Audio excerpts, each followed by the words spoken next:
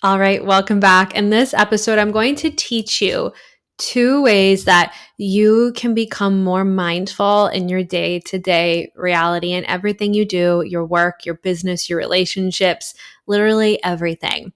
My name is Gianna Bedell. I'm a coach, certified hypnotherapist, and meditation teacher. And before we get started, make sure you grab access to the Rewired app. In the notes below, there is over 30 self-hypnosis, meditations, and subconscious visualization audios to help you stress less and achieve more every single day. These are not just audio recordings or meditations or another course. These audios are meant to be daily mental hygiene for your subconscious mind. Just imagine if you woke up every day and listened to a recording that activated your subconscious mind in a very positive and powerful way. Just imagine how differently your day would go. Just imagine how much faster you would manifest your desires into your reality. So before we even get started, pause this and grab access to the Rewired app. In the notes below, there's a code that lets you try it for 30 days free. All right, let's begin. How to become more mindful. The top 2 ways that you can bring more mindfulness into your daily reality. Mindfulness is one of my favorite topics to talk and teach about, especially when it comes to programming it into your subconscious, because I truly believe that the more mindful you are, the more mindful I am, the better world that we are creating, the better world that you're creating for others and for yourself. The more mindful you are, the better you're going to feel every day, the better your relationships are going to be, the more money you're going to make, the more creative energy you're going to feel, the more inspiration you're going to be able to tap into. And mindfulness has become almost like a buzzword in the mindset industry, but it's an age-old teaching. Mindfulness is rooted in Buddhist psychology, which I studied in the Himalayan mountains with Buddhist lamas. So I have a very strong background in mindfulness and Buddhist psychology, which is essentially the study of the human mind, how our minds work, how we show up in the world. And the topic of mindfulness, there's so much out there that you can learn, but it's quite literally the hardest thing for you to master. And the reason why it's the hardest thing for you to master is because it's the most important thing for you to master. The more mindful you are, the better you are literally going to be at everything in your life. This is why it is so, so important. And it's also why it's so, so hard. And mindfulness is a practice. It is something you must practice and tap into every single day as often as you can throughout your day. This is not something that you can just do once a week. Mindfulness is a daily practice. It is something you come home to every single day. And the more you do it, the more mindful you're naturally going to be. So in the beginning, when I first started really practicing mindfulness, it was really important for me to stop many, many times throughout the day. Like I am talking every hour, alarms going off in my phone, reminding me to stop and come back to the present moment because it is so hard. It is so hard to be present. Why is it so hard to be present? Because we live in a very, very busy world. If you're an entrepreneur, you have roles and responsibilities coming at you all day, every day. If you're a parent, you have roles and responsibilities coming at you all day, every day. In fact, if you're a human being, you have roles and responsibilities coming at you all day, every day. There is an endless to-do list before you every day. Not to mention all of the distractions and chaos of the daily life we live in. There's chaos in the news. There's chaos around you everywhere. In fact, I invite you to not watch the news. If something happens that you really need to see, you will know about it. Most of the time, the news just brings down your energy vibration So I invite you to actually turn off the news. It's less chaos. You have enough chaos in your life that you deal with every single day. You don't need to see what's happening in the news. And again, if something bad enough happens that you need to know that really affects you, someone will tell you and you will hear about it. So I invite you to not watch the news because it's going to take you out of the present moment and it's going to bring you in other people's lives instead of being in your own life, which brings me to the topic of social media, because this is another reason why it is so hard to be present, because you're in a news feed that moves very, very quickly and you're always looking at other people's lives, which makes you feel bad about your own because you're watching someone else's highlight reel. So less social media, less news, unless your social media is filled with empowering content like the content you're watching right now, then that's fine. Scroll, ingest that. But of course, like put your phone down and go live your life with the people you love. Go do something outside. Go do something in your physical reality. Life is not meant to be lived through a screen 24/7. So less news, less social media, more in the here and now, because this is where your life is happening. Life is right here in this moment. It is the beauty of being outside. It is the beauty of enjoying the people that you love. But you can't enjoy the outdoors. You can't enjoy the hobbies you love, the people you love, if you're constantly thinking about the future or if you're constantly thinking about the past. And that is the number one reason why you can't be present. Because you're so busy, because there's so much chaos, you're either thinking about the future or you're thinking about the past 24/7. Majority of the time, you are either thinking about the future or thinking about the past. You are not in the present moment. You are not feeling the energy of the present moment. And it's quite literally the most important moment. It's the moment that's real. The past is gone. The future hasn't happened yet. And you don't even know if that future will happen. You especially don't know if it's going to happen the way that you're thinking of it. So most of the time when you're thinking about the future, you're worrying and stressing about things that have not happened yet or will never happen. So it's really important to stay grounded in the here and now. And a beautiful mantra that I'd love to share with you here is repeat to yourself, I am here.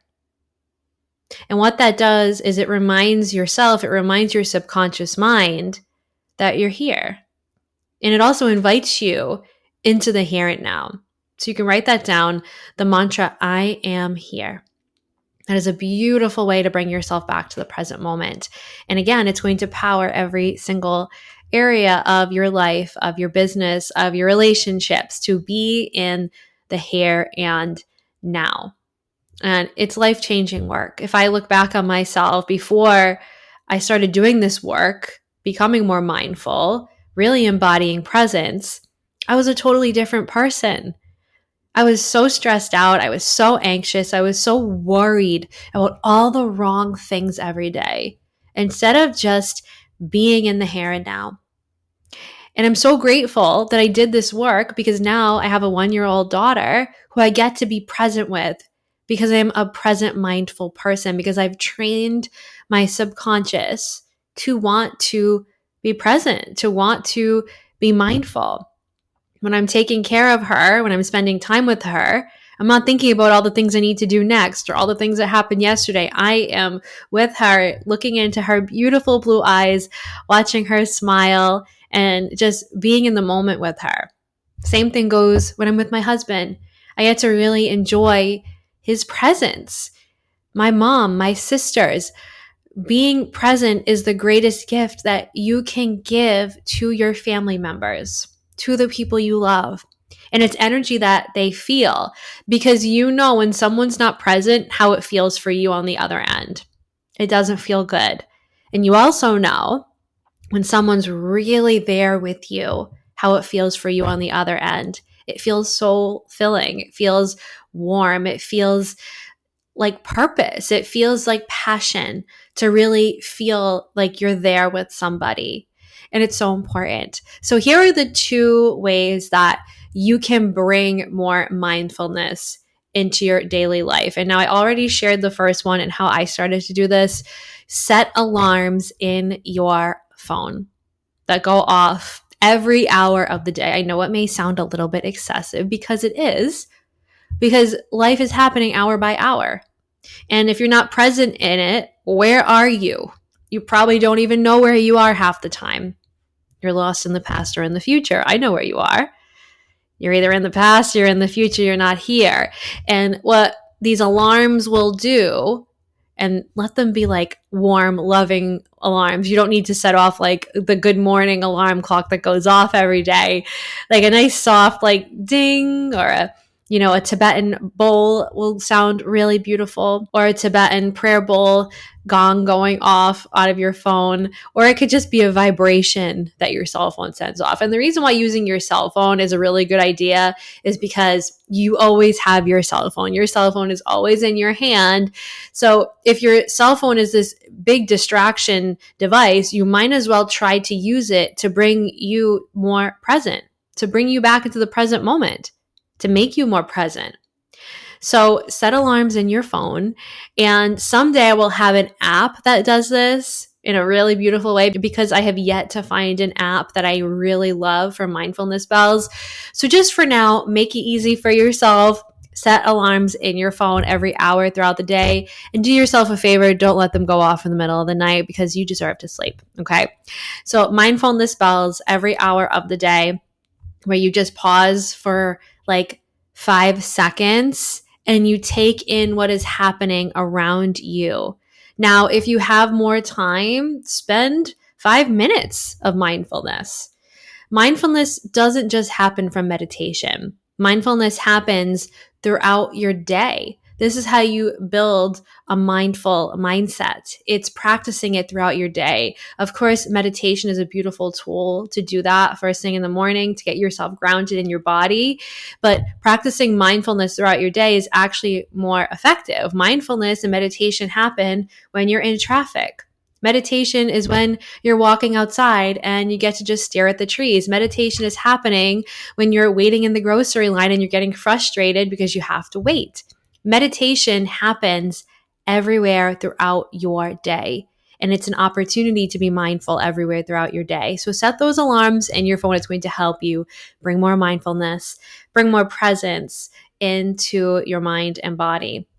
And the second one is start identifying as a mindful person.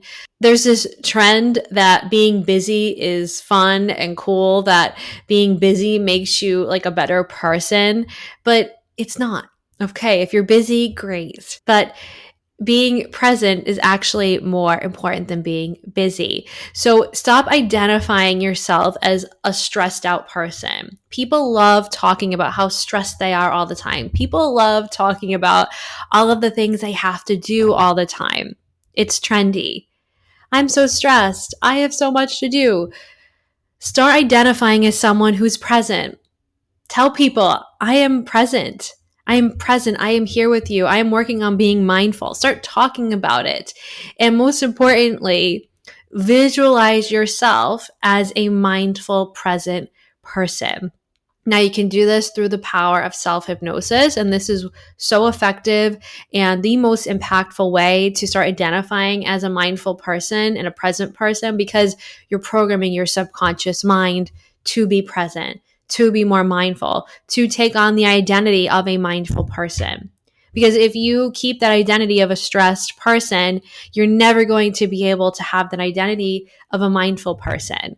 So what this does is it brings you back to mindfulness. It brings you into an identity of a mindful, present person. And you can use the Rewired audios in the notes below to help you utilize the power of self-hypnosis to really visualize yourself as a mindful, present person. And you can also do this on your own by simply closing your eyes right before you go to sleep at night and visualizing an image of yourself as present and mindful. So there's lots of things for you to start trying on here. Presence and mindfulness will power your life in ways you cannot even imagine possible. It's been liberating. It's been life-changing for me. And I'm so grateful for the time that I got to spend in India and in Tibet, really taking in the Buddhist teachings and studying mindfulness, because that's essentially like behind the Buddhist teachings, it's mindfulness teachings. It's teaching you how to be more present in your body, in your life, in your relationships, in everything you do, which again is the ultimate gift that you can give to yourself and to everyone else in your life. And because I'm so grateful for the teachings I was blessed to receive from lamas, like literally in the Himalayan mountains, that's why I love talking about it today, because it's something I'm really passionate about. And I truly do believe that mindfulness is going to change the world if we can all learn how to master it, which again, it's not easy, but the more you practice it, the more you master it, because the way you master anything is through repetition. So try all this on. There's so much for you to dive into, and make sure you subscribe and hit that notification bell so you don't miss a single episode along this incredible journey. And I will see you next time.